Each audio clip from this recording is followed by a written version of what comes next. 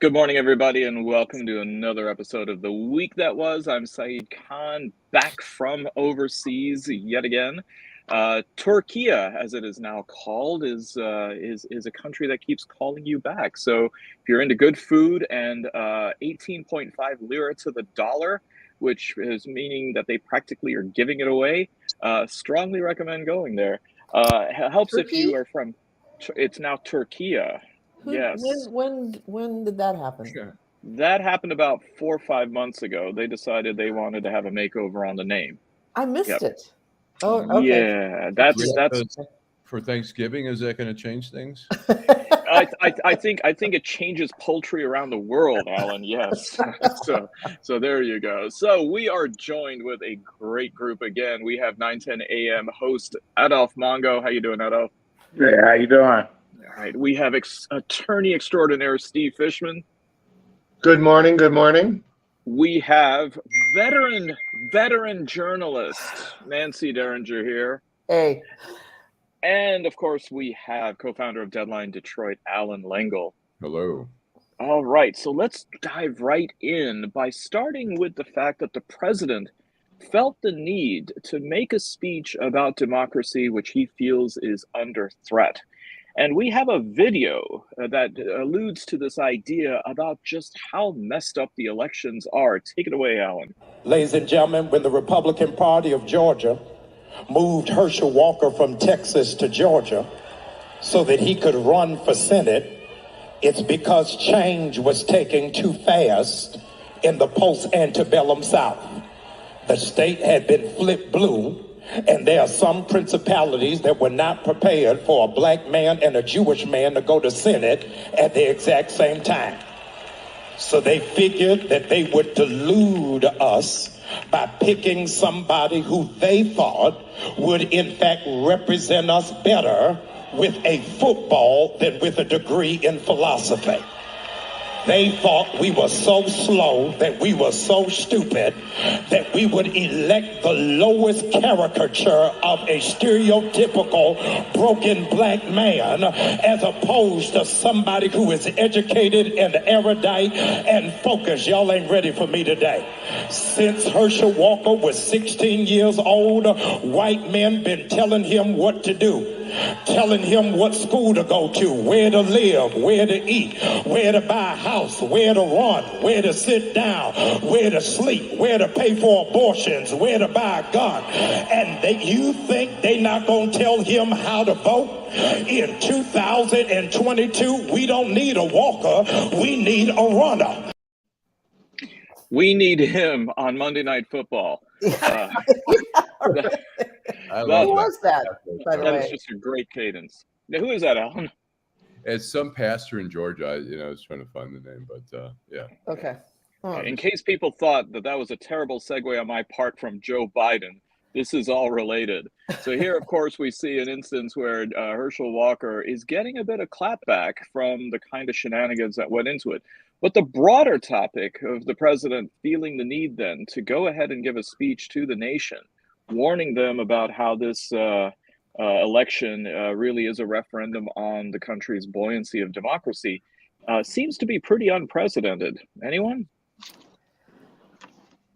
I mean, look, this is the craziest election in such a long time. It is so frightening. I mean, when you look, just even in Michigan, I think Michigan, the Democrats are going to fare well, but they're running against, I mean, yes, the Attorney General race, which is actually closer than it should be. Matt DePerno is just a scary, he's a criminal. Then you've got Tudor Dixon, who's just totally, a stooge for the DeVosses and all that. It's really, and that's, in Michigan's, not as dangerous as like Kerry Lake in Arizona, as Herschel Walker. Can you imagine Herschel Walker as a senator? I mean, he would be the dumbest senator that we've ever had. Wait a minute. Come Wait on. a minute. No. Wait a minute. Right. Tommy Tuberville. He might be dumb, but we done had senators that undone some of the most heinous shit Sean ever. Furman. You know, yeah, where you know, remind me of where they out lynching people and then going and go vote the same day in the Senate. But I'm gonna tell you, Biden is right. We're under attack. People got to get out and vote. I know. I get a lot of phone calls from folks saying I'm not voting. I'm not. It's not Really? worth it. That's not good. What do you tell They're not them? voting. They don't feel that the Democrats got anything to offer, and they sure not going to go and vote Republican. This should have been a slam dunk with these idiots that the Republicans put out there as so-called candidates. But if you look around the country, man, we under siege. We got more crazies running for Secretary of State, attorney generals. These folks want to overthrow the government. So we got to do. I don't know what can we do. Adolph, I don't want to say your friends are not seeing this clearly, but they're not seeing it clearly. When you have someone who wants to overthrow the government, then you got to vote for the person who doesn't want to overthrow the government. I'm not saying these my friends. I'm saying these are callers that I'm getting. People that everyday community people saying the vote don't count. They don't feel like. And listen, even if you put in the Democratic Senate and a Democratic Congress, they don't think they're getting anything out of it. People still out of work, don't have the jobs, transportation sucks. You know, they're just not feeling the Democrats, especially here in Michigan and in Detroit. Yeah, but I mean, so what you're saying is they've overplayed the don't vote for Republicans because they're crazy anarchist fascists, and they need to, like, you know. You see, people don't know who Dana Nessel is. Yeah, they don't know who Dana Nessel is. Dana Nessel shouldn't be in. You got a criminal running against her. It shouldn't be a tight race. Right, right. Well, I think one of the things, my criticism of Dana Nessel is that, one, I mean, she's an adequate attorney general. She usually piggybacks on other attorney generals who have big attorneys general who thank you, Nancy. But she, you know, the thing is that it's okay to, and it's good to stick up for, different rights of different people and stuff like that. But you can't keep doing the Trump thing and poking the other side in the eye constantly, because you get the feeling that she's not the AG for everyone, but only, for one side. And she has to try to be a little bit more skillful. I think she tries to be funny, and she does have a good sense of humor, but I think she's alienated a lot of people with sort of, like I say, poking the other side in the eye a little too much. So, well, I think some of these folks, they just can't get over the fact that she's gay. Yeah. That's part of the problem. Listen, nothing else. She didn't do anything wrong. She just happened to be a lesbian. So what? They got a problem with that. That's one of their issues. The other issue is, hey, she likes to party a little bit. Yeah. I mean, it wasn't good. They had a picture of her, throwing up. She whatever. wasn't throwing up. Yeah, she's going like Frank this. Kelly, Frank Kelly got reelected for 40 years. The Republicans voted for him. Right. He was entrenched. I can name some of the things that he fought for. I like Frank Kelly. Well, of course you do. And he had 40 years to become a great attorney general. But it's a different world now, Adolph. Nah, Frank Kelly. I can tell you a story about when Frank Kelly first started out. He took some stands. Yeah, but I'm not saying Dana Nessel is a bad person. I'm saying is that people not feeling it. You're gonna get 30%. People to go out to vote, maybe 25 here in Detroit. That's all I'm saying. There's no excitement. They brought in Obama to try to get some more people to go to the polls. I think it was a little too late. Right. Hey, Fishman, you what's your feeling on the Dana Nessel race? Well, I'm not saying nothing specific about Dana, but I agree. I agree with pretty much everything everybody is saying. I think that what Tim Ryan has said and what some of the other moderate Democrats have said, there's a lot of good things to talk about. I think what Adolph is saying and what people in the city, the brothers and sisters are saying, okay, well, how's this going to benefit me? Okay, it's an attack on democracy, fine, but they've been getting screwed over for a lot of people for their whole life. They want to know how it's going to benefit them. So the candidates, not so much Dana, she's a lawyer, but if you're running for governor or whatever, senator, I think you need to talk about the things that Biden that they've done with the economy, and talk about what the Republicans intend to do, like cut your Social Security and cut your Medicare. Talk about that more. The Democrats, it seems to me, and I'm not a political person, I have to rely on you guys for that. But to me, they focus on one thing, okay, abortion case. And that's all they want to talk about for the rest of the race is abortion. We got a lot of things that are going for us, but you got to talk about them and you got to point them out to people. And you can't just sit and bang everybody over the head with the Supreme Court and abortion, because those who were opposed to that opinion, they didn't need much banging over the head. Watch and see what happens with Prop 3. When are they taking for granted the Democrats' messaging? I mean, it seems as though they're operating from the standpoint of, well, you should get it, and if you don't get it, then there must be something wrong with you. And I mean, whether it's from the White House or whether it's from the State House or whether it's from a local race, it doesn't seem as though there's much either discipline or much structure to Democratic messaging. Yeah, that's a good point. I agree with that. That's a good point. And, you know, look, in the neighborhoods where, and I know this in D.C. from talking to somebody who lives in public housing, who says, you know, this is the last elections. He said, I'm not going to vote. He says, nothing changes in my neighborhood.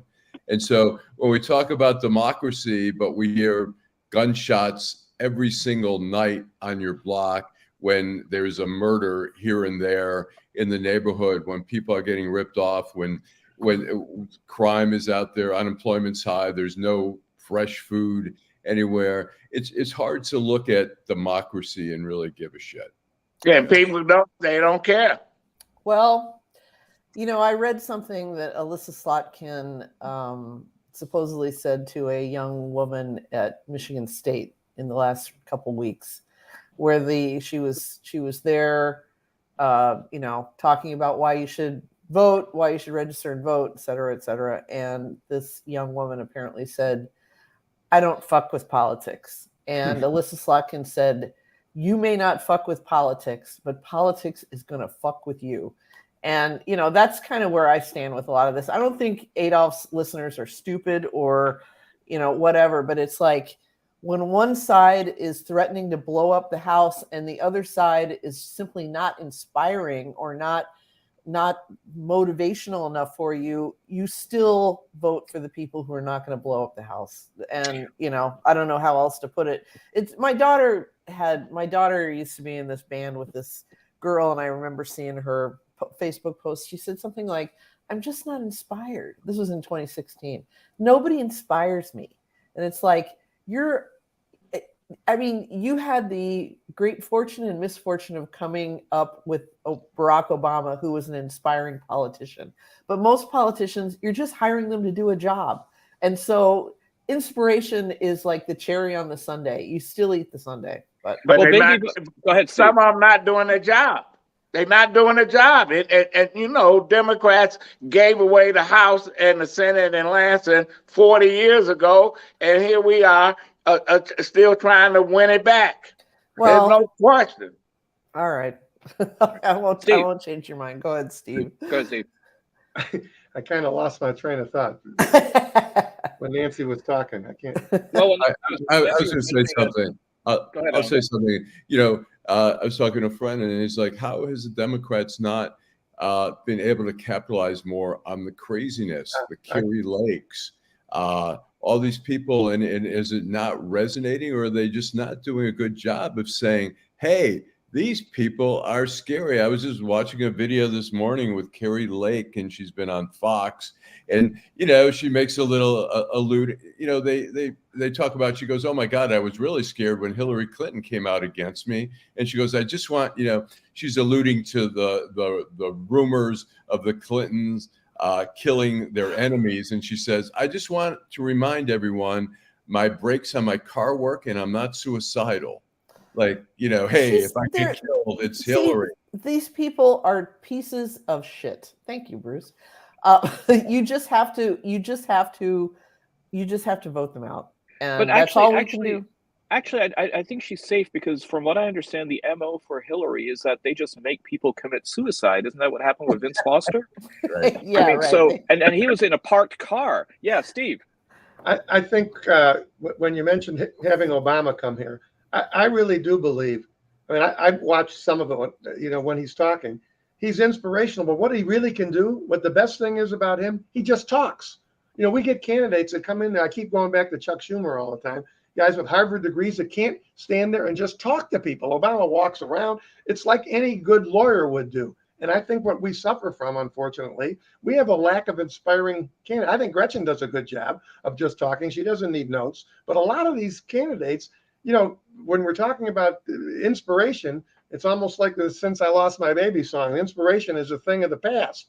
And if they can't inspire people, you're going to have more people like the people Adolph are talking about. Well, what the hell? My life's not changed. And Nancy, you're right. Obviously, you're right. You can't have these assholes get into power because they could up frus, we used to say in Detroit, get rid of the democracy. We could do that. You're right about that. But it would help if someone could inspire them. And there's a nightmare. The Senate is going to be a nightmare if we get a Dr. Oz with a Herschel Walker and a Ron Johnson.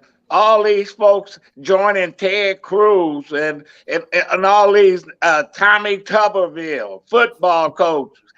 Listen, you're right. It's a nightmare. It's like Charleston Heston in Planet of the Apes when he heard him speak.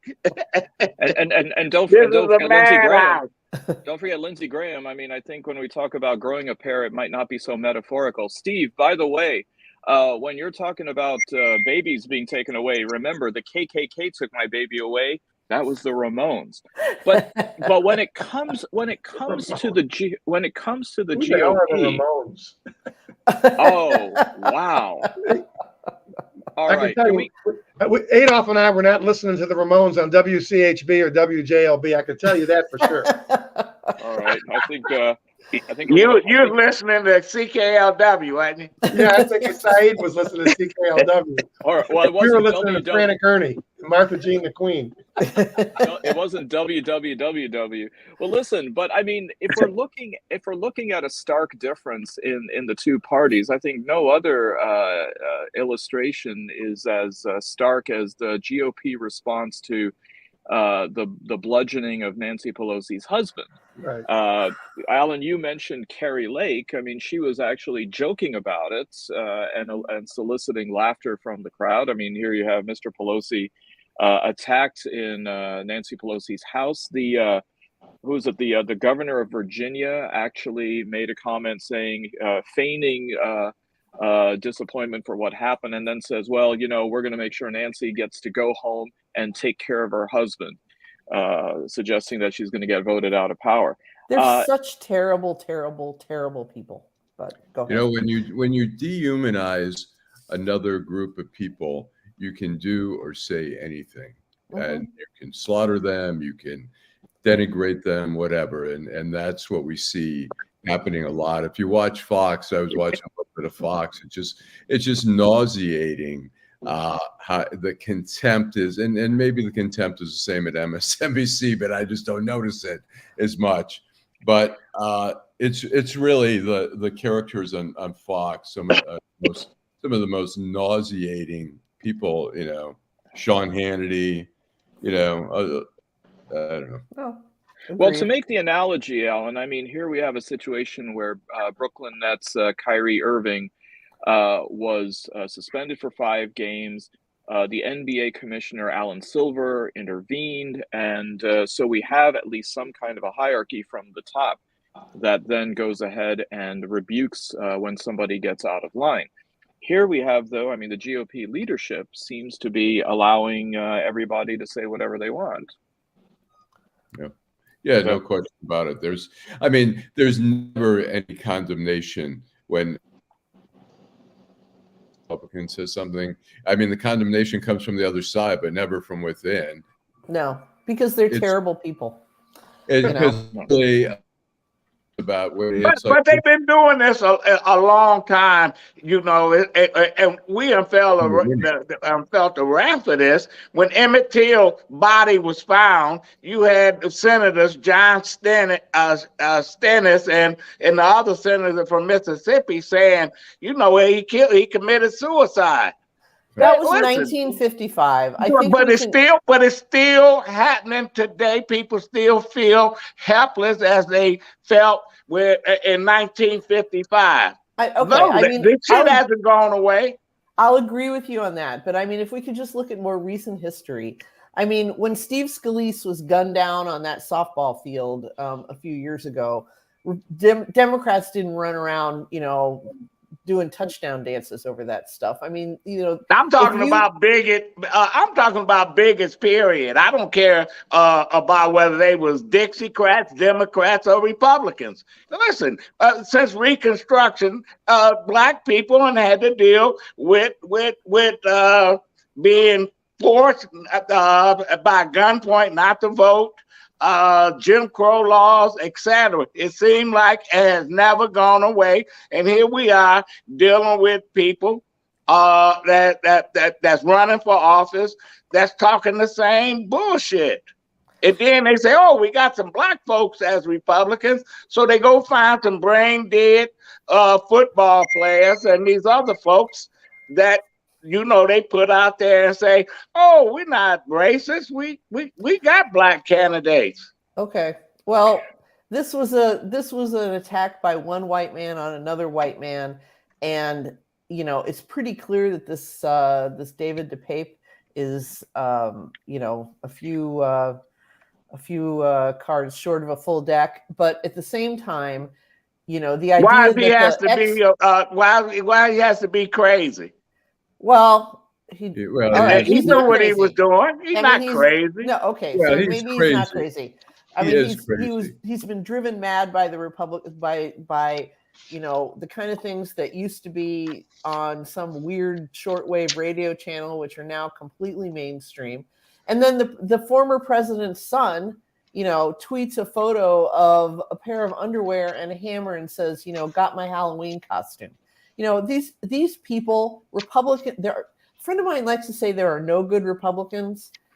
And I used to say, oh, come on, there's a few, but I'm starting to agree with him. But anyway, go ahead.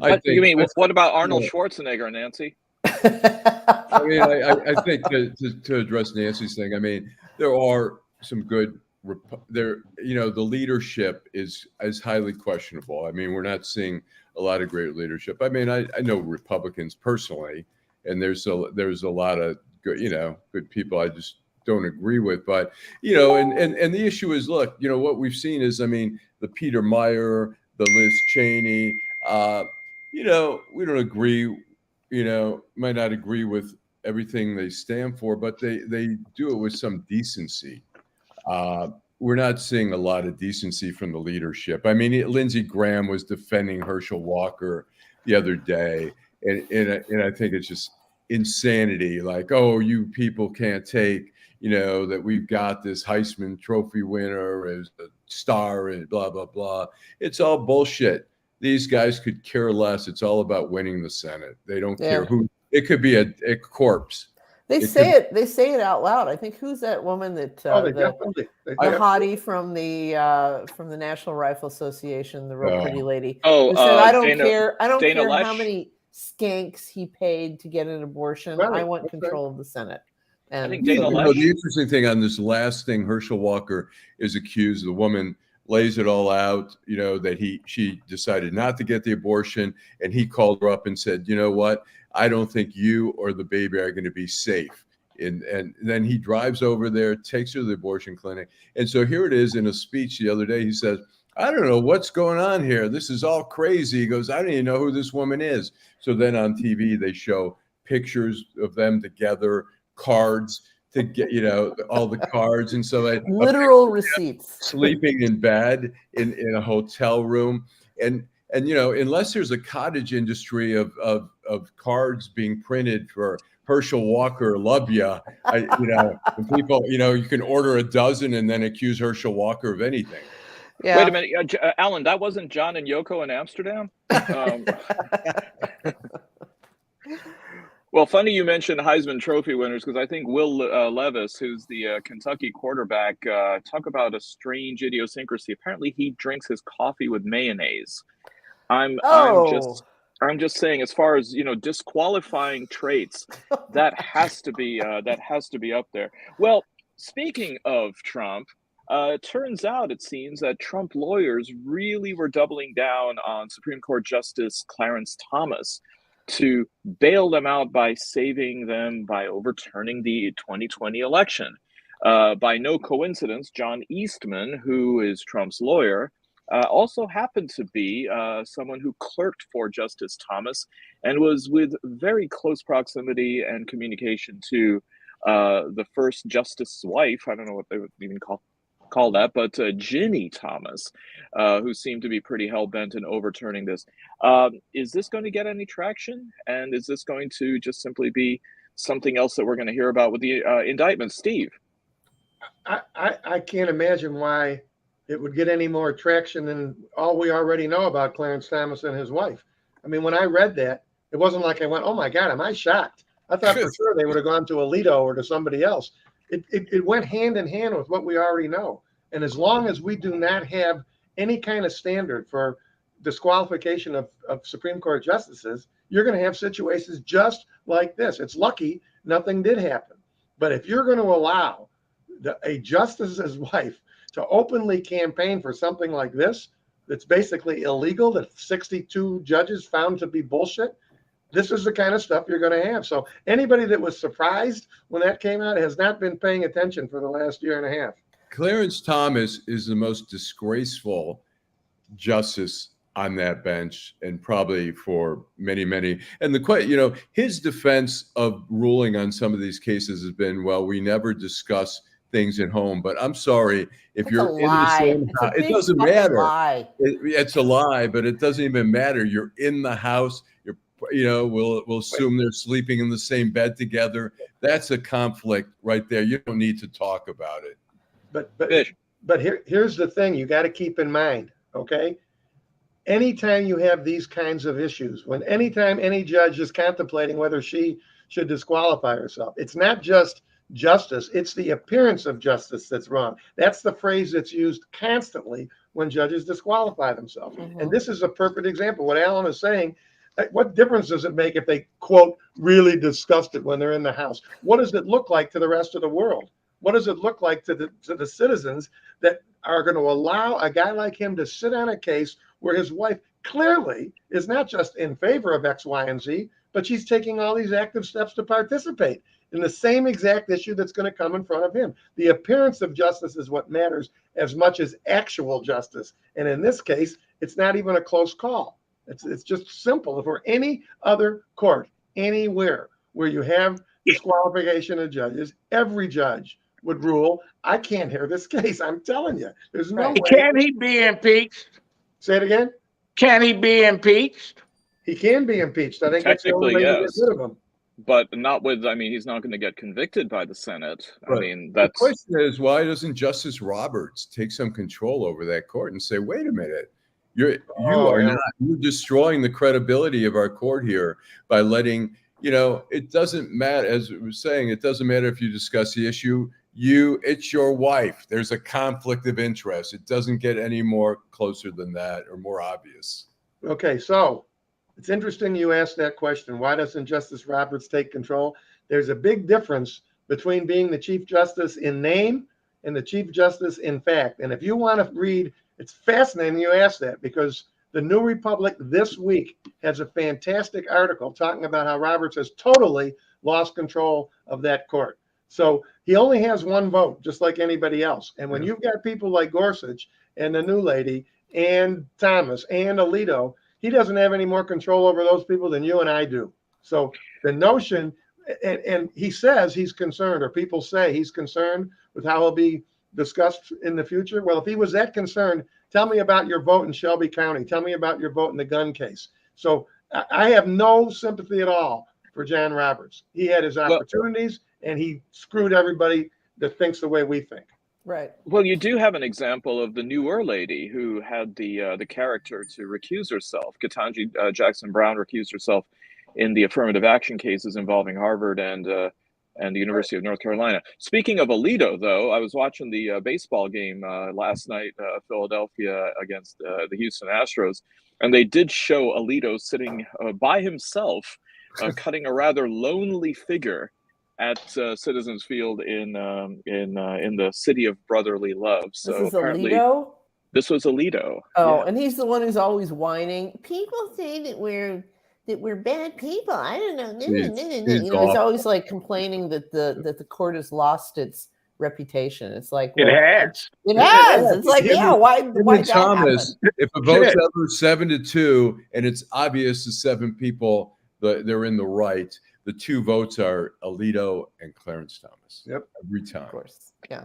Well, And you know, the Sith always have 2. You know, the mentor and the protege, and it used to be Scalia and Thomas, and now it looks like it's Thomas and Alito. So Star Wars always relevant everywhere. So there you go.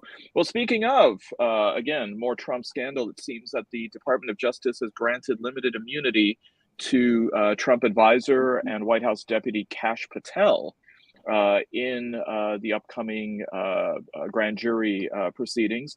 It looks like this is focusing on the issue of declassification, something that Trump has said he had the ability to basically use the force to do with the blink of an eye and procure it. So is this a good strategy for DOJ to go ahead and give somebody who seems to be so dug in as Kash Patel is? Can he be trusted?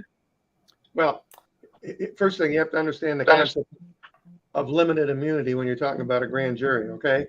All that means is they're telling him that the words he speaks won't be used against him. It doesn't mean that he has immunity from prosecution. It doesn't mean he can't be tossed into the conspiracy. What they're really doing is they're forcing this guy to testify, because now he can't take the fifth as to certain things, because they're telling him, look, you can talk about that. We're not going to use that against you. And now he's going to be forced to testify. The real issue here, Saeed, the real issue is, now that they've done that, is he going to tell the truth? Because I guarantee you, like the rest of them, none of them have any balls. They're all very tough till it comes time to go to jail. And if you have limited immunity and you tell the grand jury or the prosecutor that's prosecuting in there, well, I'm not answering it, really? We'll go see the judge who's in charge of the grand jury, and your butt will be in the can until you answer, which can be up to 18 months if you got a regular grand jury and panel. So and he's still subject to perjury. Go to jail for 18 months. That's the second thing. That's my point, is he can't, if he wants to avoid going to jail, he can't refuse to answer. So now he has, like every other witness, 2 choices. You can tell the truth or you can lie. The consequences of lying, at least if you don't have a Trump to pardon you, the consequences are obvious. People go to jail for perjury, or they get convicted of perjury. My guess is, for all of this guy's tough talk, and I don't really pay that much attention to this guy, he's a weenie just like Trump and the rest of them. When it comes down to the nubs, he's going to answer, and he's going to tell as close to the truth as he can, because he knows goddamn well if he lies, they're going to prosecute him for perjury, and then he's going to prison. So, Steve, how many of these guys do you think are hedging their bets and banking on, if not Trump, a Republican becoming president and exercising pardon power, saying, you know what, we'll ride this out for a couple of years, maybe drag out the case, or even if we get convicted, we'll try our luck, and then we're just going to go ahead and get pardoned, go on the speaking tour, write a book, and we're all set? That's my guess, without knowing these people. I don't know that I would say it quite the way you're saying it, although I think that's an accurate hope that they would have. I think what they're doing is what a lot of people do when they're either charged with a crime or dragged before a grand jury. As long as they're out and they're going to work or going to school or going to eat dinner, they'll tell the lawyer, drag it out as long as you can. That's the strategy, it seems, that Trump has used his entire career. And I think that's probably what these guys are doing. And I don't know that if in the back of their mind they're thinking they'll be pardoned. They obviously would be pardoned if Trump became president again, or maybe any Republican became president. But I think for right now, they're just thinking, like a lot of clients of mine, hey, I'm at home, ain't nothing happening, we're not going anywhere, so do whatever you can do, to make the thing go a little longer. That's what I think's happening here. Well, it's the Goodfellas rules. Never rat on your friends and always keep your mouth shut. Well, but they all rats, though.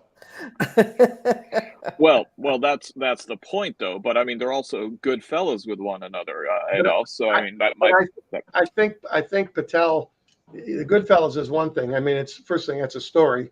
But even if it's accurate, this guy ain't no good fellow. This guy's a weenie, I guarantee you. Just like all the rest of them are. There's not one tough guy. Eric Hirschman was the toughest guy I heard, a Jewish guy that people think are not tough guys. He's the only tough guy. I told him, you don't believe me? I'll beat your ass. Remember when they had the meeting in Trump's office where they were all in there? Hirschman told me, Eastman, yeah, really? I'll kick your ass. That's any kind of balls. But this guy Patel, he's going to wind up, he'll tell. So will Lindsey Graham. He's a punk. We know that. If he has to testify, he'll do it grudgingly with to look like this, but he's going to tell because he's a punk and he ain't going to jail. And I assume they've granted him immunity to some type of immunity. No, what they did with him, that's a little different situation. He was relying on the law that allows somebody not to have to go and talk about things that are part of your actual job, So the judge carved out some things, and really the judge was brilliant in doing this, because when the Court of Appeals considered it, they said, hey, the judge didn't just ignore what you were saying. The judge said, okay, there's certain things that fall within that exception, and you can't ask about that. He doesn't have any immunity. He's going to have to sit his butt in there and answer, and if he doesn't tell the truth, he's going to get his butt prosecuted for perjury. And picturing Lindsey Graham in a jail is, I just can't even imagine a weenie like him having to go to jail with some of the guys I know. He'll be sitting there. I'm gonna put some phone calls into people, and we're gonna get better food tomorrow. He'll get better food, all right. There's not enough popcorn in the world to be sitting there and eating out of a bowl. Well, at least the My Pillow guy give us some pillows. He can be comfortable. Yeah. So, Steve, Mr. you Pillow mentioned, Guy, by the way, if you want to see his commercials, they're always on Fox. He's always got a sale going. But anyway. Yeah. So, Steve, you mentioned tough Jewish guys. There's been another election in Israel. There's a segue. And Wow. it looks like Bibi Netanyahu is back in power there. And it looks like in Brazil, Jair Bolsonaro is out of power. So a couple of former prime ministers and presidents have come back into power, Lula da Silva in Brazil and Netanyahu in Israel. Any comments on where you see these elections going? Yes, Alan. I'm going to say, first of all, Haaretz, a more liberal paper, but one of the bigger papers in Israel, has somebody wrote a column saying American Jews are going to have a tougher time in the conversations about Israel, because I'd say the majority of Jews in America are liberal, and this new coalition is going to be extremely conservative, right wing, and it's going to make a lot of people uncomfortable. I know a lot of cousins of mine hate Netanyahu, and I'm actually going there Thursday, so I'll see firsthand what's going on. But I think it's I think it's just part of the whole fascist wave that's going on around the world. Yeah. People are scared. They want to protect her, and they don't care. So they just want somebody who they perceive is just going to kick ass, who sees no nuances in the world. Everything's black and white to them, and it's a history repeating itself, because we went through that in the 30s. You had the Spain and Portugal and Italy and Germany all became fascist. Russia. Here we are today. We got Italy and all these other places where even in Scandinavia they're going right. They really are. It is. I know. Fishman, what do you think? I would say two things. I think I was a little surprised that Bolsonaro didn't try to do more, that he actually acceded to the transfer of power. I don't know much about him, but when you read about him, he smelled a lot like Trump. But maybe his ego is not so crazy. Maybe he's not quite that narcissistic, and maybe he recognized that maybe he should do it like Bibi. I don't see, Bibi Netanyahu is not a fascist. What he is he's a very, very bright guy who takes advantage of the fact that a lot of the Israeli populace wants someone who talks just like him.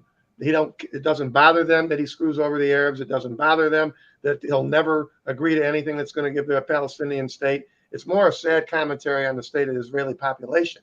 But you have to keep in mind, and one thing you got to keep in mind when you're talking Israel as opposed to the United States, let's say, here we have the Republicans and the Democrats. One wins, one loses. You might have the third party, blah, blah, blah. But in Israel, nobody ever wins enough to start the government by itself. And what Bibi does, that it's not so easy for those more to the left do, he's willing to throw in with the Orthodox and the ultra-Orthodox. And the ultra-Orthodox are unwilling to do anything other than something that helps them.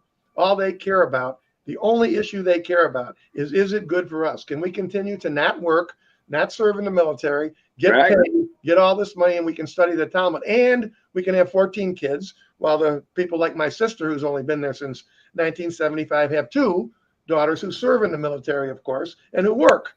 And that's unfortunate. Bibi is able to do that, and that's what he's going to do, and we'll be back where we were. And by the way, he's got to be the only guy in history that's being prosecuted for corruption for how many years? And that's going to stop. And not guilty, just, oh, we're sorry, we're turning to different things. Right. So that's the way it is. They're going to try to pass some legislation, I think, in Israel that will basically give him a clean slate on his criminal charges and stuff like that. Listen, on his a clean slate on his criminal charges. I mean, which have been going on for years. I know. They're going to make him go away. You know, he is. I think he's just bad for Israel. He's not about, as Steve said. I mean, he's not going to compromise in any way. And the sad part is, as Steve mentions, he's going to be accommodating the ultra Orthodox who don't fight in the army, and yet they are the ones who create some of the tensions in the territories because they are going by the Bible, which says this is our land. And so the tensions get created more. And Bibi is a guy who's going to build more in the territories, which is only going to create more tension. I mean, the table's already so far away in negotiating a peace, particularly with Hamas. Hamas doesn't agree to the existence of Israel. So tables are this far apart. They're only going to get wider with Netanyahu back in power. Well, what about the idea, Alan? I mean, is this going to split Israel? I mean, forget about the Palestinian issue, but I mean, here you got Itamar Ben-Gvir of a really far-right party. Bibi makes a deal with him really to save Bibi's butt from going to jail, skewing Israeli politics that far, gutting what used to be the old traditional left of the Labor Party. I mean, is this just going to simply become Tel Aviv versus the settlements? Yeah, look, Steve. It's like, is this going to be the red versus the blue? I mean, it's the same stuff going on there. It's pretty identical. You know, my cousin always goes, "Oh, you can take Trump, you can take Netanyahu. He's the same thing as Trump. We don't see any difference." It's the same shit. But you got to. But the country's the size of New Jersey. I mean, the scale is also, kind of smaller. Steve, I don't think you can split it any worse than it already is split. I have to go by what my sister and my other niece lives in New York, but my niece who lives in Israel, she doesn't feel like, and she served in the military. Now she's a lefty for sure, but she doesn't feel like this is the country that she loves. And that's kind of an unusual thing to say about an Israeli, because military service, et cetera, usually gives them a real feeling for the country. I don't think Bibi coming back into power is really changing the dynamic all that much. It's just kind of what my brother-in-law told me 42 years ago, and he was a paratrooper in 2 wars. So he was no guy who didn't know about. He told me then that he believed the downfall of Israel was going to be the Orthodox and the ultra-Orthodox. And this is in 1980, mind you, when I was there for their wedding. And the reason was, he said, that we believe what we believe. We have 2 children. The ultras have 14, 12 children. And at time, and he's absolutely right, Ben-Gurion started out, it was 400 families, I think, when they allowed them so much control over everything religious. And now the Orthodox, I don't know what the numbers are, but I think my brother-in-law was right. I really think he was right about it. Oh, that's an interesting point of view. When there's a 7-to-1 birth rate differential, then Right. How hard is it? I mean, how often do people kind of leave or ultra orthodoxy? I mean, there have been some. I mean, it's like being Amish. You live among your own. Your education is limited, etc. But I mean, Nancy, I don't think the ultra orthodox have a room springer. No, You're they right. don't. But they do. They're up to. I mean, I know ultra orthodox and black hatters do a lot of bad shit. In terms of personal sin. But go ahead, Steve. It's really the opposite. You're saying how often do people leave it? Not very often. How many people go to it? I have a very good friend of mine whose son was raised here, blah, blah, blah, blah, blah. And all of a sudden, maybe in his mid-20s, he declared himself to be ultra, and he now lives in Israel. He's married. Somebody picked a wife for everything. Yeah. You have to understand it. In any religion, they're living 5,000 years ago. Right. They're taught. The only difference between the ultras and some of the crazy Shiites or whatever is that Jews don't kill. They don't blow themselves up. Yeah. Other than that, they're in the 11th century too. They're thinking the same. The women you can't shake hands with the. I mean, you wouldn't believe. Yeah. No, I'm aware. It's just unbelievable. It really is. Nancy, I think if you watch A Stranger Among Us with Melanie Griffith when she goes into the Hasidic community in Brooklyn, you'll get some invaluable insight. It's kind of like it's like Jewish Witness. There was a halfway decent limited series on, I believe it was Hulu, it might have been Netflix, called Unorthodox, and it was about a young woman leaving Orthodoxy. It was drama. It wasn't documentary, but it was based on the screenwriter's own personal experience. And it was, I realized that things get exaggerated for dramatic effect, but it was shocking. So. Well, listen, I was on a plane where it caused a delay for 2 or 3 hours because a lot of them when they want to sit with women, they didn't want their wives sitting next to this person. Some tried to give money to people to switch seats, and then they start chanting and shit. When that happened, when those stories were breaking, I said, if they upgrade me to first class, I would definitely take the deal. But if they aren't going to do that, kidding? If they upgraded me to first class, I'd convert. But Steve, we're going to tell you. Right. We're going to tell you. Lengel and I are going to tell you how you avoid that. That happened to us once. We were on our way to Israel. We were flying to the middle of the week, and we landed in Paris first.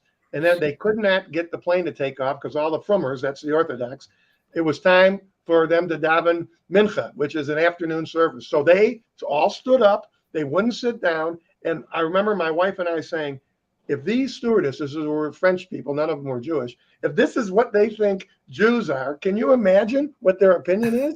The only thing you can do is you do what we do. When you go to Israel or back, you fly on Friday or Saturday. Because one thing the Orthodox won't do, they don't do shit on Sabbath other than go to the synagogue and daven. The last time I went to Israel was in 2010, and the kids, these Orthodox kids, were bumping. I was trying to sleep, and they kept bumping my chair, and I said to myself, next time I'm going to fly on Shabbos. Fly on the Shabbos. That's the only way to do it. But I was on a flight, and I sat next to a young Muslim girl, and her mother was in first class, came back there and looked at and said, can you switch seats? You can have of course. Yeah. Yeah. Thank you God. Want to sit back here and this at the back of the plane? Yeah. Went right up. Sure. Go ahead. So like now when you choose your seats on flights, Adolph, do you look for like the most Muslim name to be sitting next to you? Make sure they have a relative in first class. Because my wife make sure she's gonna sit next to me. because I got to tell you, that's a far cry from what used to happen at 9/11. It was the other way around. It's like, I'm moving.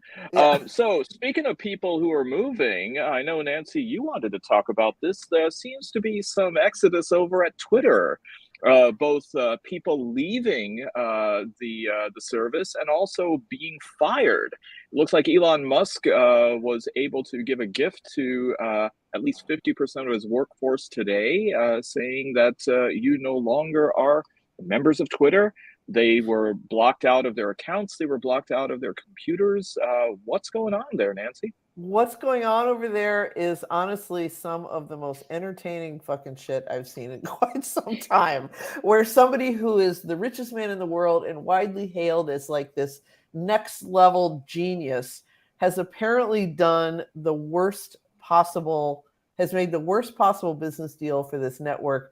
It's starting to delaminate underneath him. He has no idea what to do about it. And it's just glorious to watch. I mean, I just think it's absolutely hilarious. He tweeted an hour ago, Twitter has had a massive drop in revenue due to activist groups pressuring advertisers, even though nothing has changed with content moderation, and we did everything we could to appease the activists. Extremely messed up. They're trying to destroy free speech in America, which is number one, bullshit.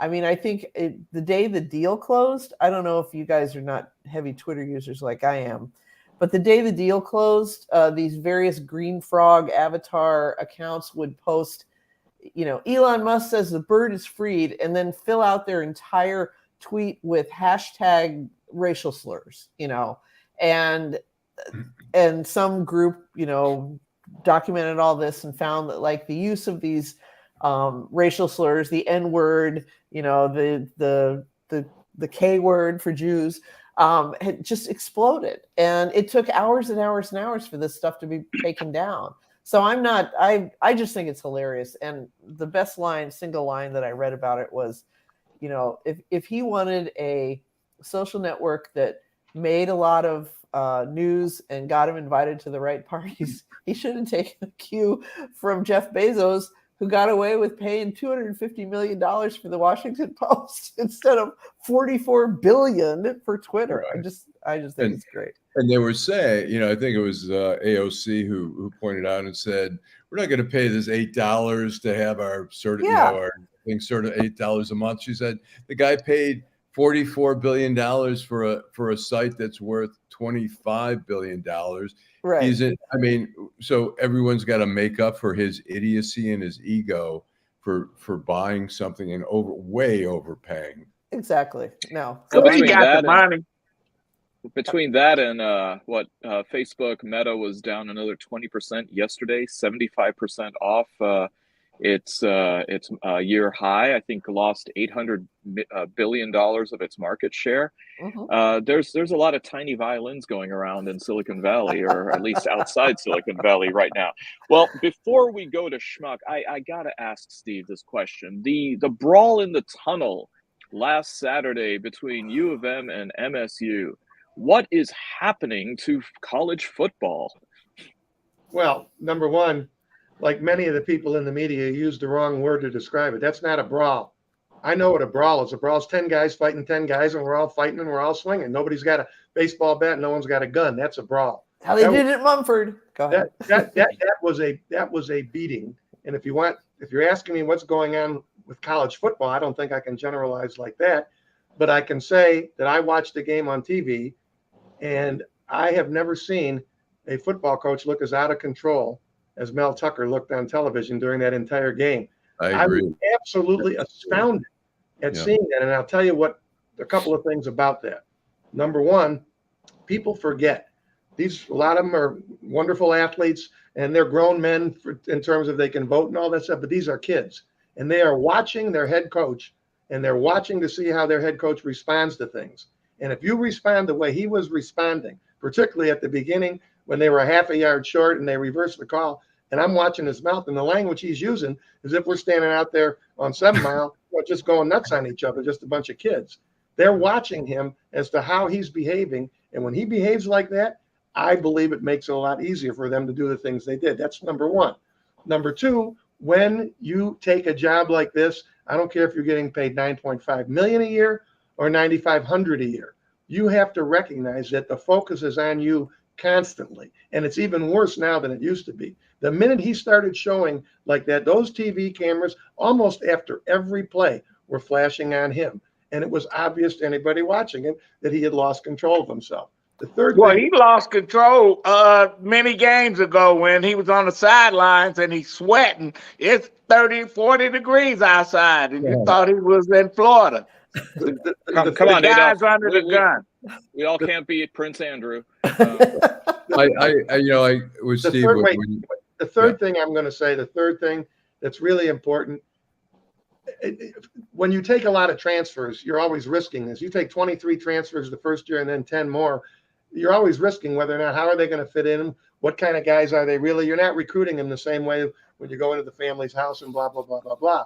But there is, in my view, the players couldn't possibly have acted out like that unless that kind of culture was existing there. There's no way. People can criticize Harbaugh. He's an odd guy. He's this, he's that, he's that. You don't see any Michigan players pulling any shit like that. And it started on the field when the game ended. Instead of the handshakes like you usually do, a lot of these players know each other. Some of them went to school together. They were recruited. Oh, there was pushing and shoving already. And then I just want to say one other thing. If I hear one more person, whether it's in the gym or anywhere else, tell me, well, they were talking trash as they were walking by. Really? That's what you do. Adolph, tell me about it. I can tell you anybody that played in the Detroit Public School League in the last 50 years, probably the last 100 years, talking trash. I'd be at Central or Northern or Northeastern. I'm the only white guy in the whole goddamn building. And the stuff I listen to with people kicking you, what are you going to do? Go get 10 guys and jump on a guy? Trash talking is part of athletics, whether you're playing pickup, whether you're playing in a World Series. That's just the way it is. How that translates into whacking a guy with a helmet who doesn't have a helmet on is beyond my comprehension, because all that is criminal behavior. That's all it is. Yep. Well, Rick Mahorn comes to my gym and I curtsy, so I stay out of trouble that way. but anyway, all right, Allan, I think enough of this. Let's go to that part of the show. Downtown Detroit, Robert Wells, Schmuck of the Week. That guy is awesome. All right, who's got one? Adolph, you look like you're chomping on the bit. Well, you know, I'm gonna have to go with the brain dead football player out of Georgia, Herschel Walker, when he said, "I'll take my resume and compare it with Obama's any day." So enough said. I don't even want to comment on that. Yeah. Yeah, that elicited a big yes, please. I somehow don't recall reading any reviews on the Harvard Law Review by Herschel Walker. I'll go. Go ahead, Steve. Well, you asked the right question. My schmuck of the week is Mel Tucker for basically all the reasons that I said. I think the climate at Michigan State, and I don't want to hear from 8 million Michigan State guys about it either, because I don't mind having a conversation, but that kind of climate can't exist at a major college in a football program that's on television every week. And he's got to do something about it. And if it means he's got to can everybody, including his assistants, by the way, because I think assistant coaches help to create the climate. I think that conduct that we saw there on Saturday and the way he looked throughout that game, he's easily my schmuck of the week. Steve, this I'm of course. I'm an MSU grad, and I 100% agree with you. I mean, Steve, this. So I'm sorry. Go ahead, Alan. Please go ahead. No, I was just saying, it's so embarrassing, and watching the coach march up and down, like screaming like a raving madman. It was I was scary. He looked scary, and it was like, there's no composure there during the game. I mean, look, you can get mad over a play or something, but he was marching up and down and just acting like a madman. Well, Allan and Steve, I mean, I know this might be a stretch, but I mean, do you think he should have fired himself? You think he should have resigned? No, that salary. God, not that salary. Yeah. He's under a lot of pressure. He's not winning. He won last year. He's not winning. And Steve is right. He went and got all these transfers, and they haven't panned out this year. And now he's under fire from, Michigan State, the campus is in turmoil. They changing presidents like people change underwear. So, it all goes right back down to the football that bring in all the bucks. Yeah. And they not getting their bang for the buck. I don't think that he should have resigned. I think what's going to happen, and I'll be very surprised if it doesn't happen, ultimately the conference is going to be the one. I mean, Kevin Warren was at the game. I know he talked to our AD. I'm sure he's talked to their AD. Ultimately, the Big Ten is going to decide what's going to happen here. And I believe that's one of the reasons why they've quote, suspended all these guys pending investigation. If that happened to the University of Michigan, suspended, their bags would have been packed, they're gone. That's all there is to it. But I think ultimately the conference will decide what's going to happen with people. The conference can't fire the coach, obviously. And do you think they'll recommend a second tunnel at Michigan Stadium, Steve? well, let's put it this way. My father played there in the 30s, so that's 90 years ago, and they had the same tunnel. The tunnel's been there almost 100 years, and they've now had this disgrace, and then they have James Franklin, who I wouldn't trust if he told me it was raining outside. I'd go out and wear my shorts and a T-shirt. We have him bitching because he always bitches because he never wins when he comes to a tough away game. I don't think it's a matter of that. I do think there should be security to do more than what those guys did, which was absolutely nothing. I don't know what you guys thought when you're watching the TV. These guys are standing there. There's supposed to be security. I mean, have some security and break it up. Yeah. No, I don't think we need to change the goddamn tunnel. I mean, they've been going through that tunnel for 100 years. Got it. Nancy. I agree. Just need more security in the tunnel. I had somebody picked, and I have decided I have a late entry into this, and that is Michigan Supreme Court Justice Brian Zara, who joins the rapidly expanding pool of Republicans who have been called out for paying for abortions in the past and now are campaigning against or as pro-life candidates and opposing reproductive freedom for women. So, you know, the ultimate hypocrisy. And he didn't respond to this. This was apparently a story that was on NBC News. His ex-wife said that when they were boyfriend and girlfriend in college together in 1983, she got pregnant. He was the father. She had an abortion. He was completely down with it. They later married. I don't know what their whole marital history is. I don't care. But, you know, once again, it's reproductive freedom for me, but not for thee. And so Brian Zara, Schmuck of the Week. I have to say, I give him credit for the statement he issued on it, basically saying, I will never let my personal views or my personal actions interfere with my judicious decisions or something like judicial. Yeah, right. Yeah. Obviously, it's bullshit, but it's as good as you can do. Yeah. All right. Allan, who's your Schmuck of the Week? My Schmuck of the Week is a man named Eduardo Acosta out of Miami who was convicted yesterday of basically attempted murder on the day in 2020 of the election. There were two jet skiers who had Joe Biden signs, and he pulled out a gun and started shooting at them. He did not hit them, but he was convicted of all these multiple charges. So, and he's he was a big Trumper. You know. Of course. Wow. Are the jet skis okay? Yeah. Okay. They dropped into the water. Unless they're still like sort of like zipping over to the Bahamas. Right. Okay. Well, Nancy, my schmuck was going to be Brian Zara, but sorry. on this show, always have to bring a backup. We have to have a backup. One backup was Elon Musk, but that's too easy. So I'm going to go with South Dakota State Senate Republican candidate Joel Koskin, 44 years old, charged with felony child abuse yesterday for allegedly grooming and raping a young family member for 6 years, starting in 2014 when she was only 12. Koskin controlled the child as well with location tracking, required nightly phone calls, and authority over her social media accounts and jurisdiction over what she wore.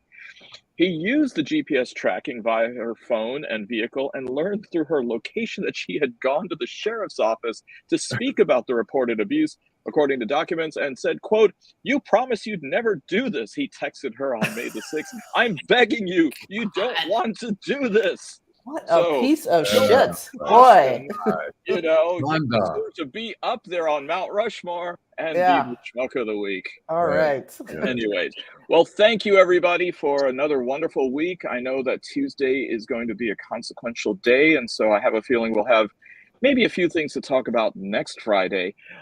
Adolph Mongo, Nancy Derringer, Steve Fishman. Allan, are you going to be joining us from overseas? I'm going to try. I think I'm arriving on Friday, but I think I should be able to pull it off. But I may have Nancy do the engineering for me. Okay. Well, Okay. safe travels to you, my friend. Thank you, you. everybody. And Allan, last word from you. Before I do the last word, I just want to say tonight at 9:00 is a 2-hour special hosted by Eli Zaret. He's been working on this, a documentary on Channel 4, but also the city of Detroit. There's a lot of people, journalists who've been interviewed, including me. I think I have a brief cameo appearance in there, but it looks, I've seen the trailer and it looks pretty interesting. And so anyways, with that being said, drive home safely. Thanks.